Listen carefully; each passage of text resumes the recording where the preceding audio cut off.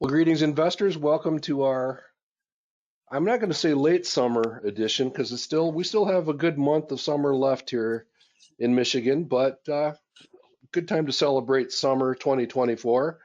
We're actually up on the lake with the grandkids as we speak. So looking forward to a good program where I kick my feet up and I have not an adult beverage, but a beverage and ready to be entertained by the likes of Matt Spielman. We'll get Matt underway here in a few minutes. We are also joined by Ken Kavola, the magnificent mathematician of Mid-Michigan. Good afternoon, Ken. Good afternoon. From lovely mid-Michigan, we're having one of our 7 great days today in the year 2024. So,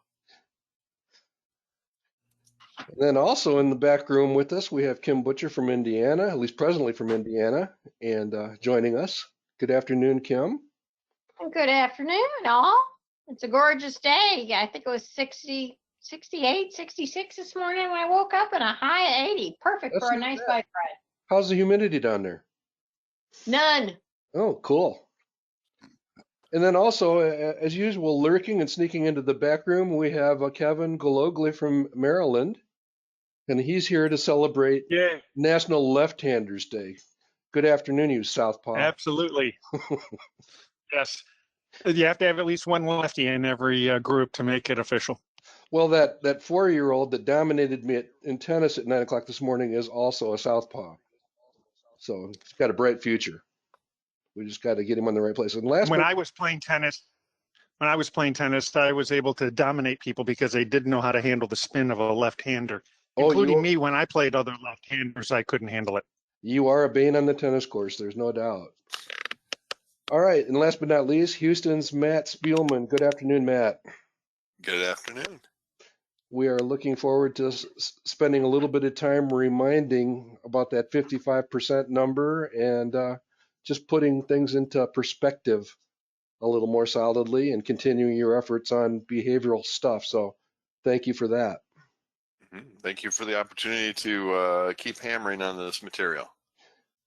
Cool. We will briefly talk about a little bit of retail, and I've done a little informal surveys on Lululemon. We'll talk about them a little bit later, but yeah, summers are great. Then I also want to give a shout out to Robin Hamilton and the Arizona chapter. Ken and I spent a wonderful evening with them last week and just had a real nice time reinforcing some of the long-term tenets of the modern investment club movement. Good, clean fun. So thank you, Robin and Arizona. I feel, Mark, that I have to mention that our friend Len Douglas has reminded me that TPL, one of his favorite stocks, rang the bell at the New York Stock Exchange this morning, celebrating 136 years of being listed. And you get a gold star if you're in the audience and not named Len Douglas, if you can tell me what TPL stands for without quickly going to your search engine, okay? I can tell you they were the top performing stock on the Forbes or Fortune stocks for 2023 a couple years ago. All right. Any takers on your bet yet? I'll go ahead to the disclaimer, and then we can come back to the bet. I got Sandy Castor was first to the thing here, and Sandy and Kay Light and Nick DiVirgilio all got it right here. Texas Pacific Land, one of Len's most favorite stocks. I've watched him do a lot of posting on it in the forum over the last period of time, and we have our audience, as usual, is right on top of the answers here. Cool. Well, Sandy Castor also checked in and told us that Portillo's is broaching that $11 price point, and that graphic is not that dated. What's it from? August 5th. It was down to $8.88, so Portillo's is doing better. The reason the screen is blank is I usually reserve the space for anybody sending me their I visited a Portillo's for the first time as a customer or sharing some nugget of Portillo's news, and we didn't get any for the first time in a long time, so it stayed blank. But Portillo's should be a sponsor of this session, but they're not. All right, you guys know the drills. If you're new to this, and welcome. If you're returning, welcome back. no investment recommendation is intended. This is entirely about education. It is entirely about demonstrating and illustrating the principles, philosophies, methods, and techniques of the modern investment club movement when it comes to the discovery and analysis of an investment opportunity and how we put that to work in our own portfolios, personal portfolios, or club portfolios. You'll hear opinions from us. Those opinions are simply meant to share lessons learned with an entire universe of investors. More people should know about what we do because it does change lives. I watch it every time I get in the car with Ken Kavula. Lives can be changed by successful investing. So please do your own homework and make your own decision about any potential investment. If we own something, we'll try to remember to disclose that. If you want copies of slides or if you have suggestions or requests for future topics, our 2 email addresses are at the bottom of the screen there. Anything else you'd like to add to that, sir? No, you did a nice job today, Mark. Keep going, okay? Okay. All right. Now, I don't know. This may be a couple days dated, but the groundhog results are still being inundated by a number of clubs. And Ken still hanging out in that top 10. I am not on the list, so I'm losing interest. But Jim Gallagher continues. Jim Gallagher is just dusting the field at this point. So, wow. Good, clean fun. Any comments from the peanut gallery there, Ken? We're not getting any comments or anything, but this, in fact, is a little bit dated. It's missed a couple of really good days, including today. So we'll have to take a real close look at it next week if the market stays in its present state right now, which is kind of getting back to some of the highs that it had just 2 weeks ago. Yeah, So that just makes me want to look. Yeah. Yeah, I do see we're down to 13 clubs again. We were up to 14 clubs there for 1 week, Mark, but we're down to 13 in the top 40 now. But that's still pretty darn I like that good. 1 in 40. Yeah, Kevin, did you want to celebrate Montgomery County or? And well, we're only in 40th with what, 13 clubs ahead of us? No, and I think 2 of them are Ken. So no, I'm gonna just be quiet. Yeah, but at least you're on the board. I mean, I made it to I know. 38th, and I think the last time I looked, I was at 153rd or something like that. So just shows you how. Are you ahead of the monkey? Oh, I'm far behind the monkey. Do I dare ask where I am, or because I haven't even looked? You're right in the middle of the pack. I keep bouncing around back and forth, but I see Cy has fallen off the list. We'll be back. He would just say, be patient. Yep. Good stuff. All right. I just want to call out to Don Sheets if he's in the audience. I had a great lunch with Don and his wife up in Traverse City last week. Natalie and I met Don's wife for the very first time. We've been in an investment club together for 20 years and never met each other's wives, but we met for lunch, and Don is sitting at 24th place. That's an all-time high for him, and I'd just like to congratulate him in public, Mark, okay? Absolutely. Good stuff. All right. So let's keep pressing on before we get Matt launched here. Just as we talked about a little bit last week, Value Line probably caught the really bad spot in the market, or anyhow, their market forecast has returned to 10.7%, call it 11%, and the market has kind of stabilized in that green bar on the right. Again, that's a quarterly look at the Value Line arithmetic average that has been creeping up to that long-term trend line. Basically, in a nutshell, all this says is that, yeah, prices do fluctuate, so do return forecasts. Opportunities come and go, but in this case, the average stock out there is running at a 9, 10, or 11% return forecast. That's what you're looking at when you look at Section 5 of a stock selection guide, or the bottom of a stock analysis at Better Investing. So again, the average of 1,700 stocks in the case of the Value Line arithmetic average would be hanging around that 10% number. Anything grab you here, Ken? I don't know about you, Mark, but I'm much more comfortable when the value line number and the MyPar number are within 1% of each other. I was a little bit worried when they had varied by about 1.5% plus the last week or so, and they've tightened up again, and that makes me feel much more comfortable about the market. Yep. All right, good stuff. All right, and then just quickly checking in on our performance perspectives. We like to keep track of how those companies up at the top do over time. You're looking at a very long-term trend or result for those top, what is that, 7 at the top, and then there's 3 more. The 10 company names that you see here are the top 10 of our Manifest 40, which is the most widely followed companies by our subscribers. This would be very similar to what you would find in the most commonly featured companies at Better Investing also. So it's good to see those 18, 19, and 20 something numbers up at the top, beating the market by 5 to 10%. You can see that 15% up at the top. And again, on a weekly basis, we do really love to notice that the investing roundtable, everybody here on this call has been a knight or a guest damsel for the roundtable. 14 years operating at now 16.4%, although that number's probably jumped up based on what you guys are telling me about today and yesterday's stock market. Beating the market by approximately 5% over 14 or 15 years is a whole lot of fun. You know what's even more fun, Ken? What, Mark? Doing it with people that you enjoy discoursing and debating the investing. I mean, it's just so cool to see that investing roundtable where it's at on here.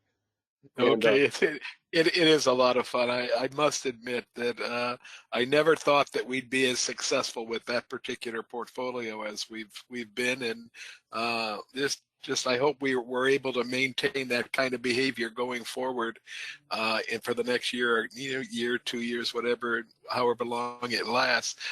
Mark, do we have access to a dashboard that shows the top 20 or the top 30 or however many are in the top whatever in the Manifest group that folks can access if they want to see numbers 11, 12, 13, things like that? Yeah, if you go into if you're a Manifest subscriber and you go into just from the homepage, go into research, same place you would go to dig in for companies. One of the research tabs, we'll do this at the end when we can go live for a minute. You actually have the opportunity to see all of the Manifest 40, and then we routinely publish articles about the Manifest 40. So you can also go search for any one of those. In fact, there should be one coming out here in a few days.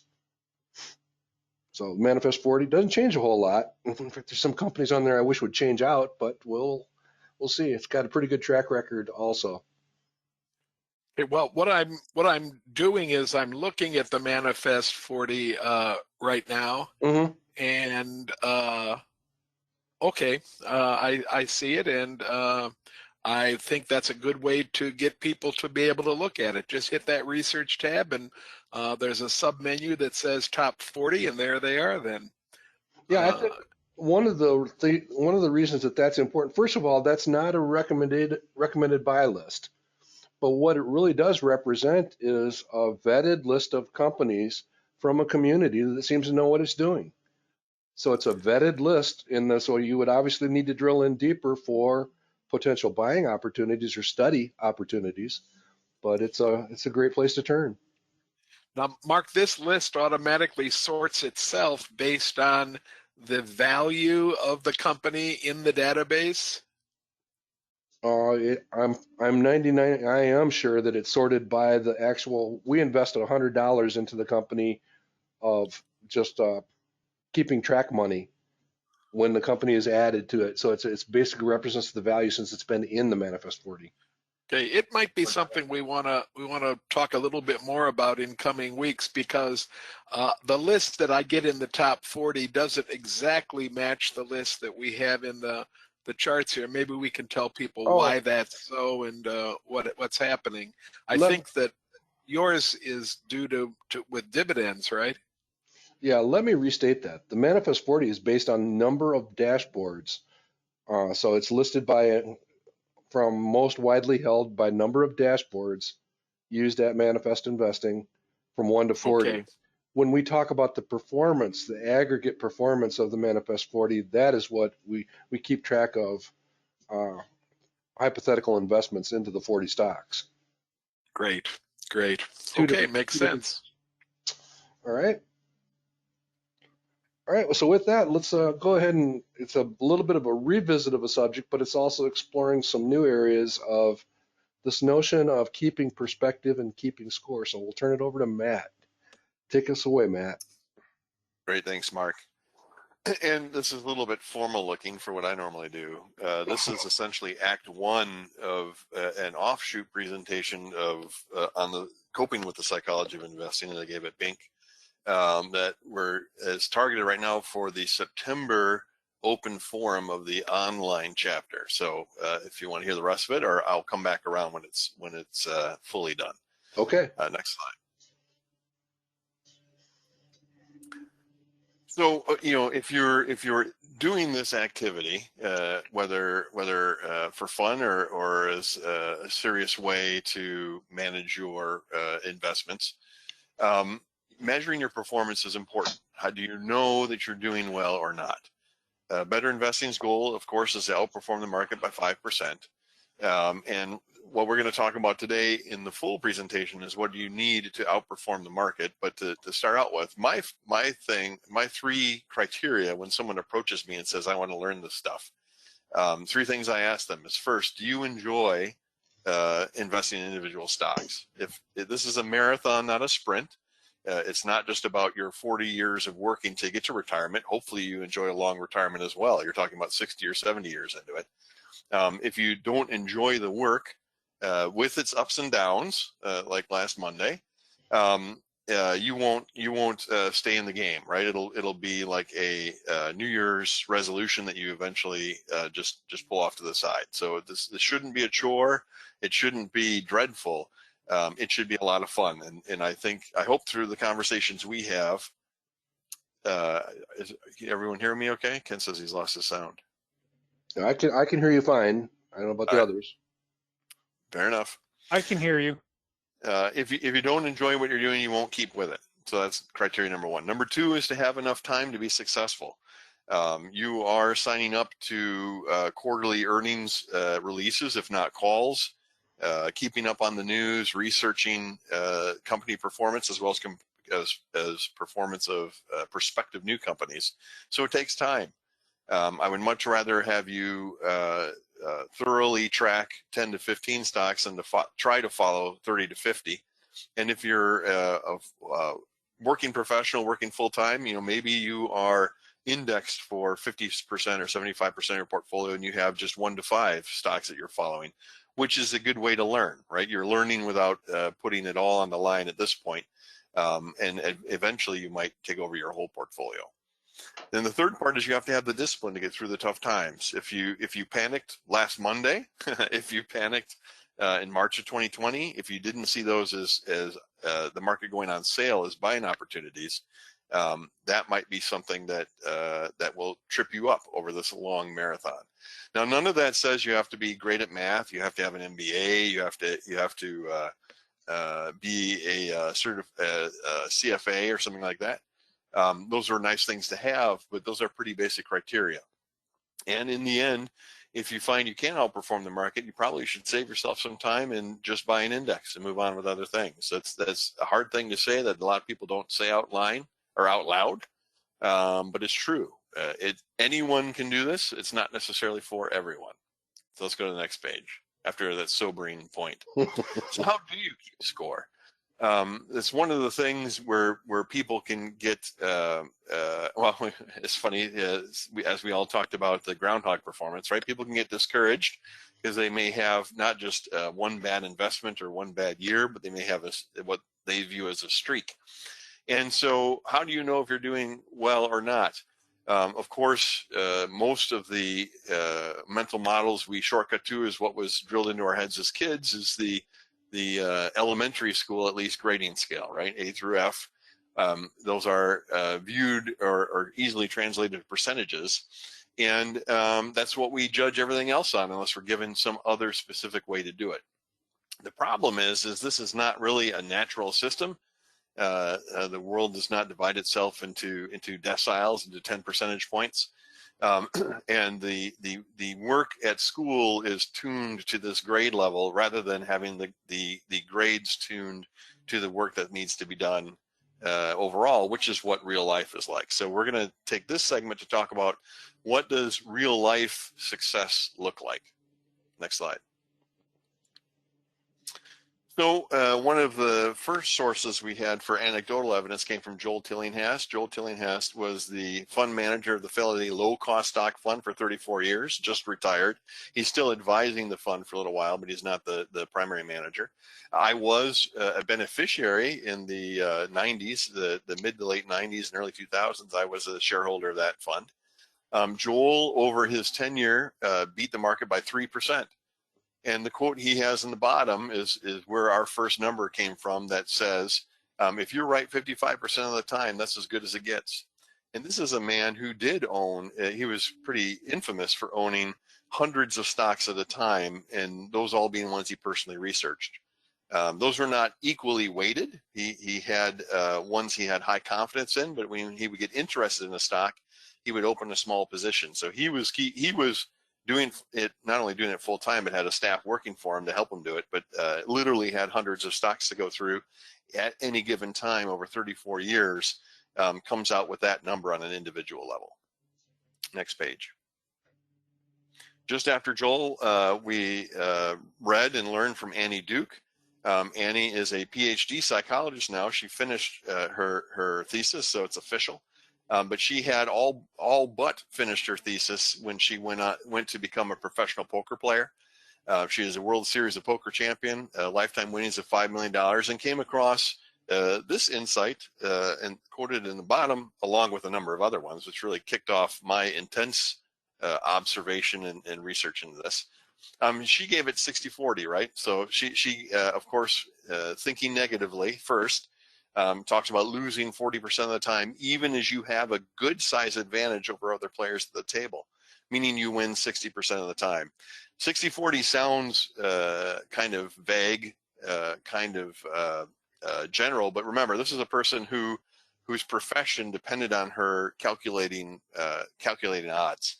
So for her to give that level of detail, I think is actually pretty close to her experience. Next page. So it's not just professional gamblers, but the casino itself also has it. If you look at the rules and payout of roulette, which also known as Monte Carlo, the original random number generator, the house edge, which is reflected in the green 0 and in the US, the green 00 numbers. If you look at the bottom, if you make an even number bet, you bet red or black, or the other ways you go 50-50, you don't really get 50-50 back. In American roulette, the house edge is essentially, or the house win rate is 52.63%. And on those slim percentages are those megaliths in Las Vegas built and funded within a matter of under a year. Wow. Next page. And it's not even just money. We've talked very recently, and it was a great addition for this discussion, about Roger Federer. Roger is a 20-time Grand Slam champion, 103 tournament titles. You can see as you narrow down the scope from matches as such to the games, that's a 58.2% win rate. That's close enough in statistical views to 55. That's in the neighborhood, right? So again, the narrower your time frame, the fewer examples you have. He has a narrow advantage over the world-class competition he faced, and that turned it into one of the greatest careers of all time. And that's not a fluke. Next page. I admit, I started researching Andre Agassi because that's what I thought we were talking about, but let's just talk about Andre too, right? 8-time Grand Slam champion, 60 tournament wins, 76% of matches won, and look at that, 57.9%. Right? Tenths of a percentage difference from Roger Federer, but again, that slight advantage over his world-class opponents turned into that. Now, I'll stop. The second half of this presentation, which we won't go over, is talking about comparisons. When you're working with people, talking what's going on. Andre Agassi has fewer Grand Slam championships. Does that mean he's a worse player than Roger Federer? No, they're both world class. We'll talk about the variations you can get in this point, but essentially, a one-on-one or a head-to-head comparison is not really statistically relevant or productive for either one of them, because you could be ahead at one point or behind on another one. Just understand that they're both world class and celebrate their success individually. Next page. So what's with this 55%? You know, is there something about it? There's something in the water. It's a massive coincidence. This is gets into the point of my recent reading. The summer I reread. I've been returning to some of the early books I read in this whole whole topic, which includes "Fooled by Randomness" by Nassim Nicholas Taleb, and what originally, when I read it at the time, came away with an interesting book, some theories that didn't apply to, has come back to a whole lot of highlighting, as I see a lot of correlation and a lot of clear explanation of these sorts of things that we've anecdotally seen in other sources. So let's first talk about stock investing. So on the right is the annual histogram that Mark puts together back to 1942, isn't it? Yeah. Of market performance. And one thing before we jump in and say that we can start to make conclusions statistically is we have to decide whether or not market performance is or follows, let's say, the assumptions of statistical analysis. That is it follow a bell curve, or if you're fancy, is it a normal distribution? Give me one click, Mark. So a histogram is pretty rough, but if I put over an idealized normal distribution, we can see that yes, indeed, it does follow pretty well. There's a pretty clear mean, a pretty clear center to it. There's relatively even distributions left and right. It's a little bit skewed to the positive, which is great news for us. We will finish up with some discussions about that. And there are outliers. There are outliers, positive and negative, that despite us following consistent processes happen anyway. And it's that variation, you could, Taleb calls it randomness. You can call it luck, is how Annie calls it. That randomness can make measuring it complicated. You need a different understanding than your elementary education to really approach it and have a honest understanding of how you're doing. And then the bottom shows the 10-year annualized return, obviously much, although still bumpy, much smoother than what the individual year return goes to. The longer your time frame, the more data you have, the result tends to smooth out and not vary as much. All right, so next slide. Let's get into the discussion. So chapter 3 of Fooled by Randomness gets into a simulation using a Monte Carlo generator of an investor who happens to have a 15% return target. Isn't that coincidental? Now, he actually says 15% over the risk-free rate, but that doesn't really matter for the observation. I've dropped that extra detail. And the important thing about this is, so if you don't know, a Monte Carlo generator is essentially a way to set up statistical analysis of every possible scenario within a certain amount of parameters. So the parameters here are that we have, and he uses dentists because he says dentistry is a highly skilled job that doesn't have a lot of randomness in it. You are a good dentist or a bad dentist. You may still have good or bad days, but your variability is pretty low. Otherwise, you wouldn't be a dentist for a long time. So he talks about dentists being investors, meaning someone not looking to experience a lot of volatility, not changing what they do or getting in or out of markets. They have a business to run as sort of a steady investor. So his example dentist earns 15% a year. So he essentially meets Better Investing's target, since the long-term return rate of the market is 10%. But he has a 10% error rate per year. So that means out of 100 sample paths, or out of 100 examples, 68 of them will fall between 5% and 25% return that year. Sounds pretty reasonable. And 95% of them will fall between -5% and 35%. So if we each individually think about our own annual returns, that seems not only plausible, but maybe even a little bit steady, at least for mine. A fairly representative performance of a good investor. So knowing that, we'll take it into this statistical tool and see what does the potential return of this investor look like. So this chart again shows a graph of a normal curve or a bell curve, and I've just kind of put in the parameters there. I did also add the 0% axis, so we understand that some years will be losses, even as we make 15% on average per year. There's a certain amount of variability that can happen with our results, and it's basically that variability that's going to help us bring some conclusions here. Next page. So here we go. Here's the results. We're going to say, what is the probability of success? So we at least we don't necessarily need 15%, the mean rate. We're going to say, what do we do not to lose money in any year? What's our expectation at these different time scales?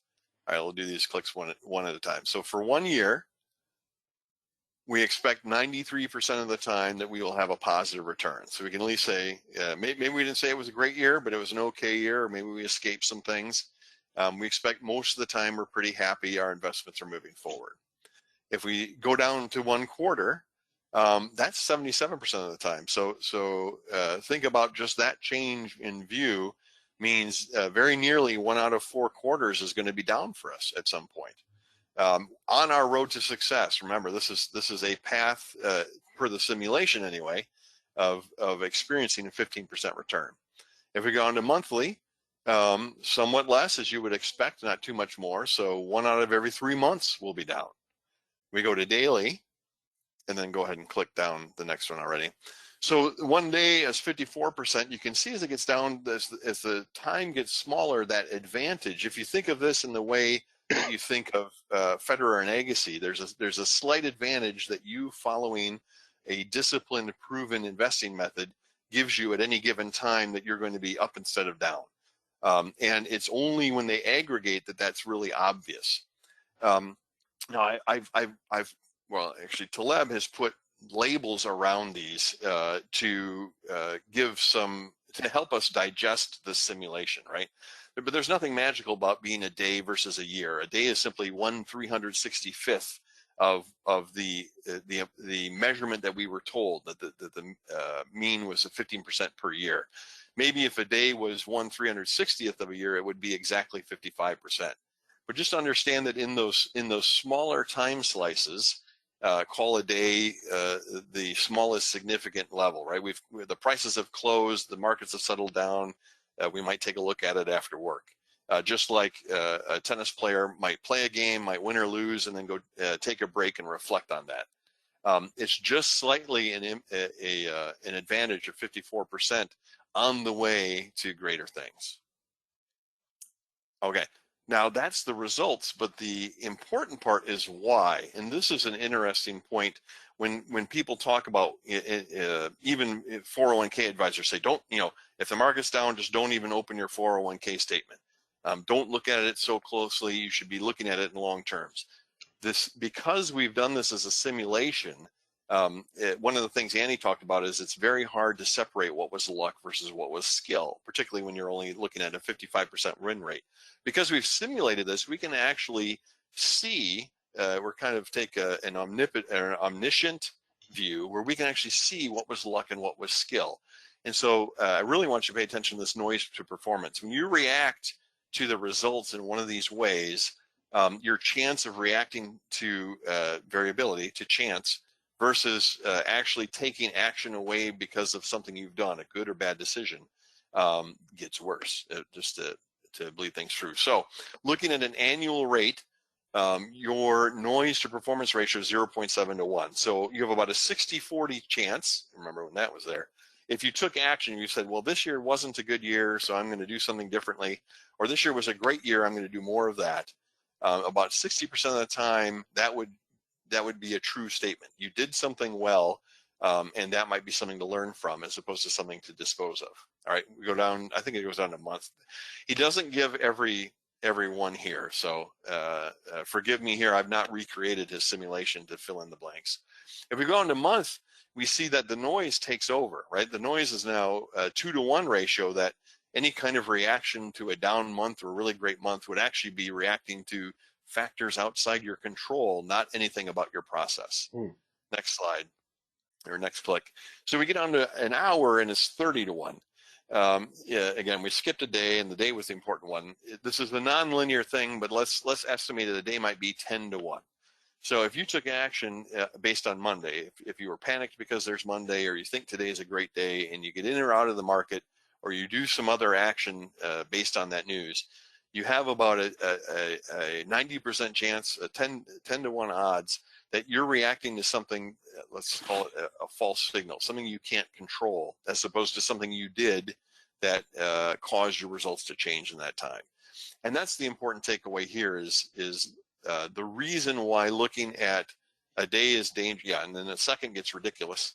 I wouldn't expect anyone here, it's not even a day trader, an hourly trader, but an active trader might actually be in those realms, thinking about those things and think about the amount of noise they're reacting to, the amount of action it takes to make true change versus essentially wasted effort, yelling at the wind, yelling at something you can't change.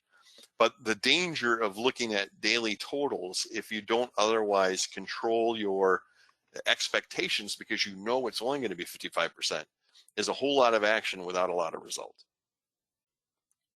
Okay, so again, maybe a little bit sobering. Hopefully that's some guidance that you can have. I'm going to leave you with some good news. So we talked about, I briefly mentioned skewness. So one of the things that help us get from 55% to a high probability of market outperformance is a difference in our real world situation versus Taleb's simulation. And that's the fact that the simulation was a symmetrical bet. There are as many results below the mean as above the mean. What we really have is a long tail. So let's go ahead and give another click. So how much can you lose in a stock? Now, we're not going to be leveraged people here. We're not going to do exotic things. If you put money down, the most you can lose is 100%. And that doesn't very often happen all at once, right? It goes down for a while. You have chances to change your mind about things. You won't often lose it all, and that's as much as you can. Next click. Of course, how much can we gain on a stock? Is it 100%? No, it's much, much more than that. And again, that may happen in steps, that may happen in bursts, but there are a number of companies, if you happen to find them, that give you a very long time to get on board that train and enjoy multiple returns. I became an Apple investor. I was in information technology, so I had to be careful when I was working about where I invested. But I actually got into Apple in 2013. Which was a point where people wondered if the iPhone phenomenon was over. So that's actually very late. That's 6 years after the iPhone was introduced, certainly after the second coming of Steve Jobs, still became a 900% return on that investment, even though it was pretty late in the story if anyone looks at the whole history. All right, one more. I was just going to make an editorial comment that when I see that how much can we lose versus how much can we gain, I tend to think of that as the Kavula-Lynch principle. I hear that from both of those guys quite often about how do we stack things in our favor? Kavula-Lynch principle. Right. So this is an example of what a statistician would call skewness. The payoffs, we're playing a game kind of opposite of the casino game. If we play it right, the payoffs are slanted in our favor, and no one complains about it. So then we can get to the next slide, which certainly Mark has talked about and can talk about more than me. This is a little bit dated, I understand, because it's been updated for Arizona. Well, this one hasn't. The other one has been updated for Arizona. Mm-hmm. But this is the roundtable's performance, and you can see, I think, and you guys often talk about how your method evolved in your early years. But again, I would, looking back at the statistical analysis, I wouldn't kill yourselves over the fact that you had, let's say, a lower than target performance to start with, right? You certainly have quite a high bit of variability because you were just building your history. But you have an amazing performance, and particularly as an operating group, and particularly as you let others, such as myself, in once in a while, that you have shown that it's achievable. In the bottom box gets back to the relevance of what we were measuring before with a 47.4%. Now this is outperformance accuracy, not just positive return accuracy, but again, something in that neighborhood where in the narrow view, we have big losers, things that blow up. We also have big winners. And so over time and over a number of stock picks, in this case, that shows its results and shows the power of the method. Yeah, and one last one. Actually, aiming for 55% of outperformance and not just positive returns is actually a more robust goal. Sure. I'd never really thought of it that way. And that is what Tillinghast talk about. When you go back in there, he's not talking about just not losing money. He's talking about beating the market. So yes, it is a high bar, but it is achievable. And Mark's talked about this a number of times. This is the one that's been updated, right? So the 5-time selection of Microsoft has overcome or canceled out every money losing position, not market outperforming, every money losing position they've ever had. So you don't need many of these to safeguard the risk you have to take to find whatever the next one is going to be. Yeah, and just to kind of underscore what you're saying previously, that 28.2% says that basically 72% of our selections made money, made black or green ink. And that's a pretty good size number. Yep. So yeah, it takes that's the point number 3. It takes discipline, right? Mm-hmm. Occasionally there are long shot bets to go on, and I'm as guilty as anyone because I am a technologist at heart too, and I like to try and see around corners.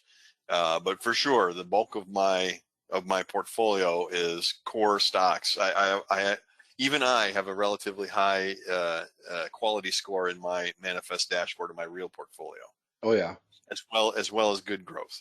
And I guess one of the other things I would point out, many of the people in the audience are very knowledgeable of the rule of 5, which is basically that 4 out of 5 of our selections made using the method are possibly going to outperform 0. So Ken, I think that 28% is yet another rule of 5 moment. That's statistically in the neighborhood. Yep. That's exactly what I've been thinking about for the last 12 or 13 minutes here. I'm wondering if some of Matt's figures don't point to a rule of 8 or a rule of 10, however, with this idea of the skew and this idea of the positive bent towards the whole thing going. It looks to me like if you're a long-term investor, that the rule of 5 might be a little bit harsh for what actually happens. Could be because we don't have 20% of our positions giving us outsized losses.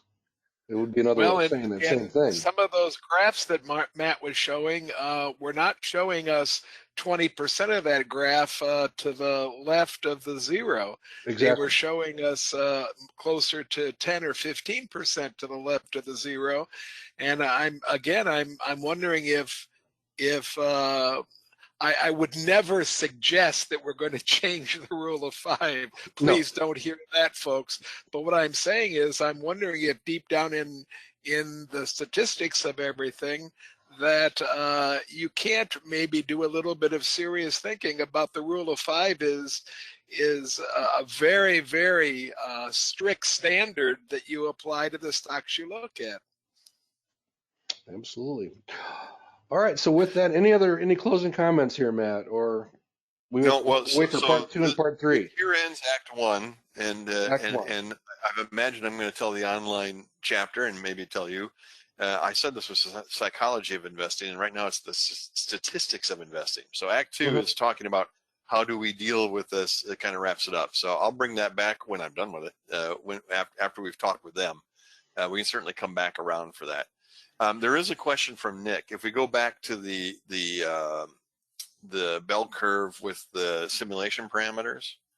So Nick asks. So in my wording, I said that I've talked about that one. That one. That a number of results fall between certain limits, and he asks, does that mean that there are some negative numbers here? Yes, there definitely are negative numbers, and in fact, that's why asking myself the same question is why I added the 0% return axis there. So this return isn't centered on 0. Everything to the left of the zero is negative, and that's why you only have a 93% expectation of a positive return. You can see the 95% level gets to the -5. So essentially, if you colored in or calculated the volume of that left tail, it'd be 7%. Gotcha. Matt, I'd like to go back to one of your earliest slides where you were telling us what we needed to have. There, Mark hit it right on the nose the first time when he went back. Oh, do I want to go back to here? Yeah, keep backing up, keep back right there. And I'm wondering if there's not a fourth thing there too, which is that I don't know if you want to call it optimism or if you want to call it a world view that indicates a little bit of good news is baked into what's going on. But I don't think it's only discipline that will get you through tough times. I think it takes a special kind of look at the markets and a special kind of thought process to keep you positive through these things as well. That's a very good point. I think in my own mental accounting, I include that as why you enjoy that, but it's a great call out to do that. I am blessed with the innate disposition that I see market downturns as sales. Just like I would, when Best Buy has a Black Friday sale, I don't avoid it because all the TVs must be bad suddenly, just that day.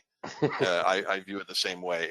And I haven't had to take the mental effort to unlearn or relearn or change my mind about that. So maybe that's just an acknowledgement that I'm a fish in the water, so I can't describe the water. That might be an important fourth thing for people as they're reflecting on it themselves. A really good way of putting it, but I've seen people that just can't put themselves in a position to enjoy a sale when it happens.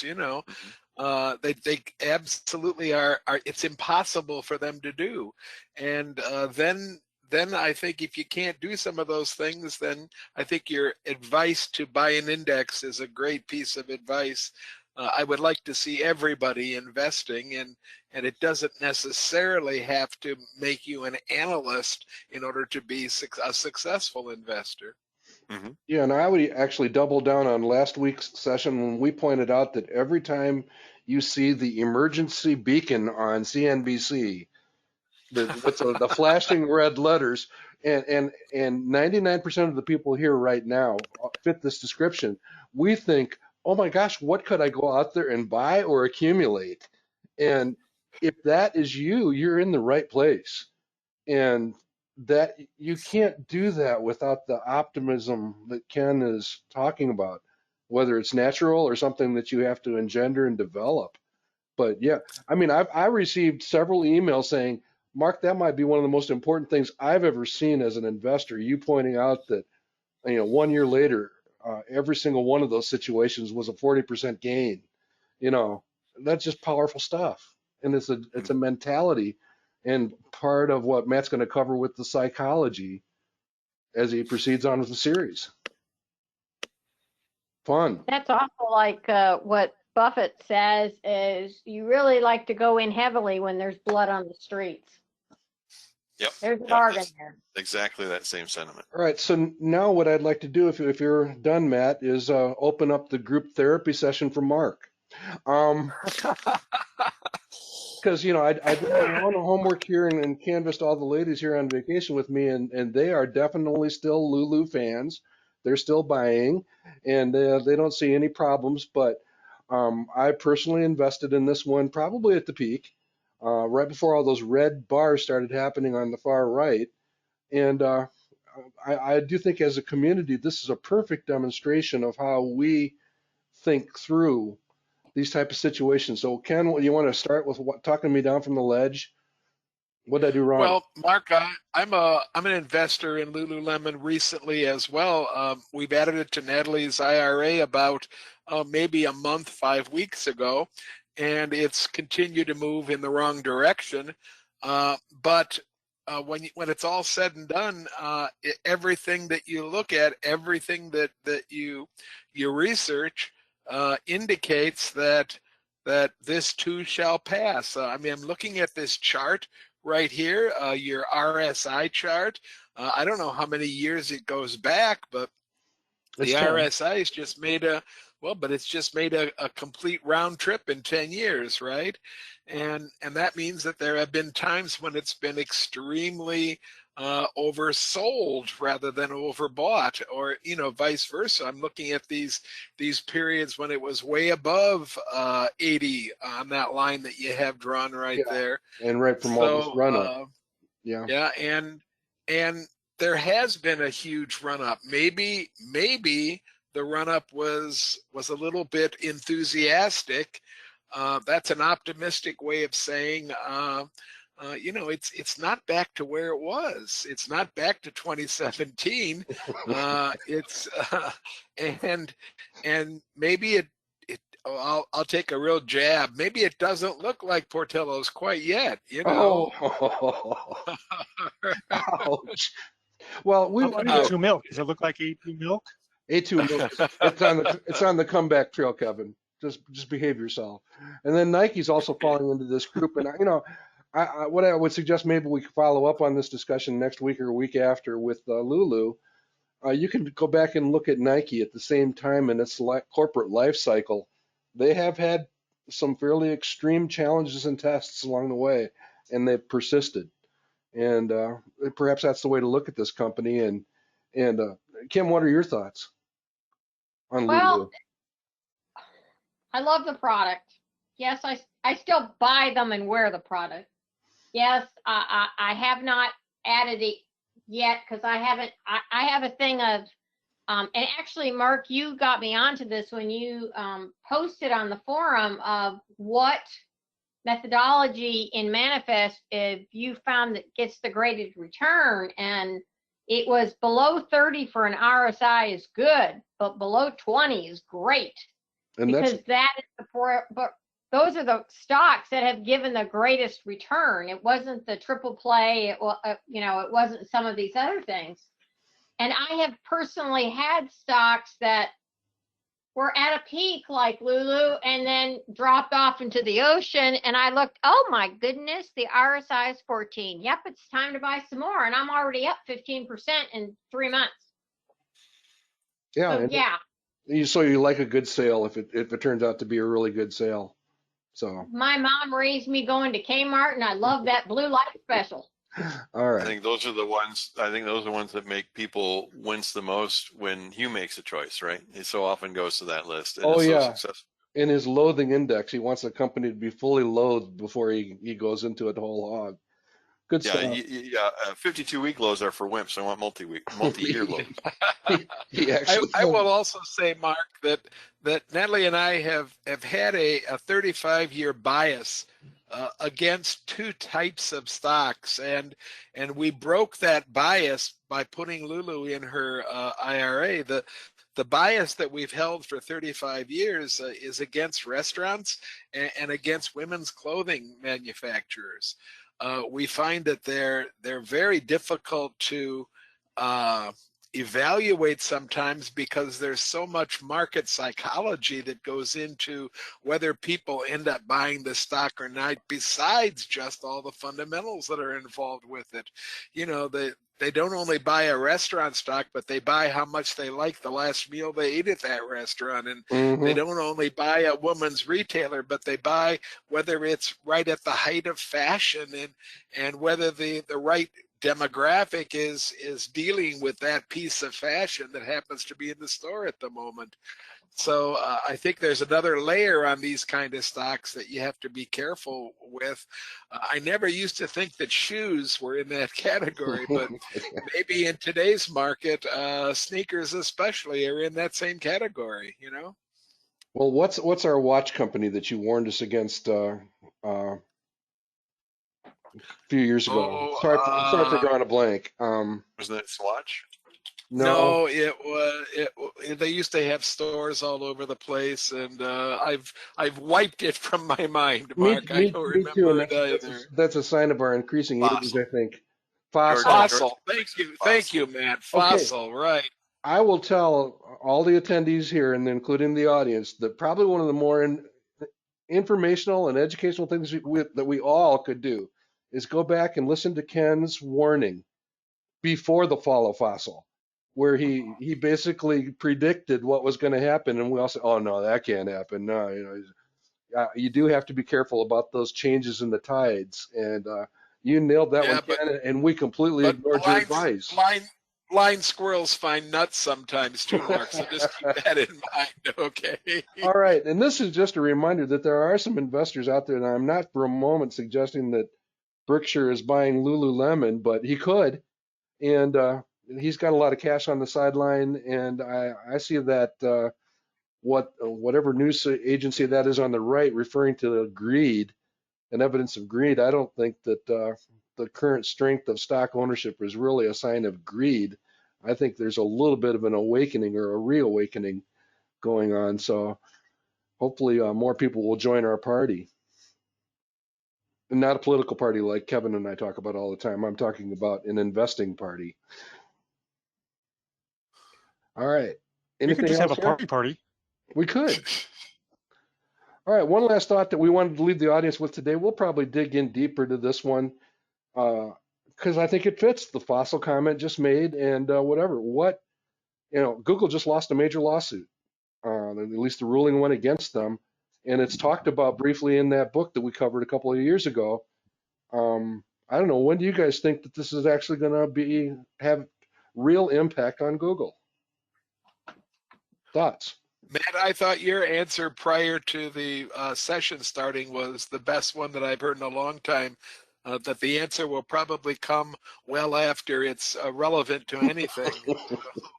Yeah, 2 to 3 years after it's technologically old news. Yeah. And so how do we factor that into how we think about this investment?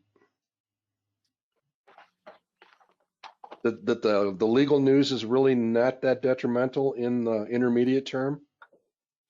Do we reduce it to an argument like about Kleenex and just indicate that once you become a verb, you're not going to disappear from the planet? You're going to remain relatively successful? Well, and don't lose the fact, too, that it could impact Apple. Right. Apple has not been so public, although it's more recently public with its own AI endeavors, but has never seemed to want to get into the search engine business, unlike Microsoft. But the fact that Google is giving a lot of money to Apple also has a lot of money anyway, could change the dynamic of that large user base as well as the relationship between the companies. Yeah, and that Tesla guy's getting kind of feisty again these days too. All right.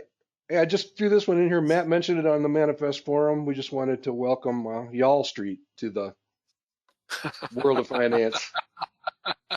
I guess this is from a year ago. Is that correct, Matt, in Dallas? And I think there's already a pretty good size corporate hub or campus there now. Yeah, the story was over the weekend. The picture's a little bit old, but in the picture, I mean, this isn't like the first big bank to come to Dallas. Schwab is moving there. Morgan Stanley has been there for a long time and is growing. There are tens of thousands of high-paying finance jobs in Dallas, and it's growing. And my interest in this comes from the angle, we've seen it in general terms. Probably one of the most dependable ways to need more housing is to be growing your jobs.